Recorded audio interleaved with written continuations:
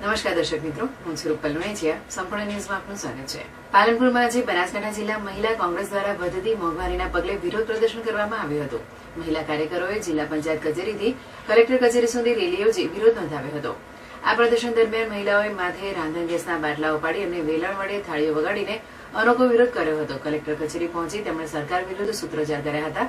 મહિલા દિને જ કેન્દ્ર સરકાર દ્વારા રાંધણ ગેસના ભાવમાં વધારો ઝીલવામાં આવતા મહિલા કોંગ્રેસમાં રોષ જોવા મળ્યો હતો. આ ભાવ વધારાને કારણે ગૃહિણીઓના બજેટ પર અસર થઈ રહી હોવાનો આક્ષેપ કરાયો હતો. કાર્યકરોએ જિલ્લા કલેક્ટરને આવેદનપત્ર પાઠવી દેશમાં વધતી મોંઘવારી પર અંકુશ લાવવા અને રાંધણ ગેસના ભાવ ઘટાડવા રજૂઆત કરી હતી.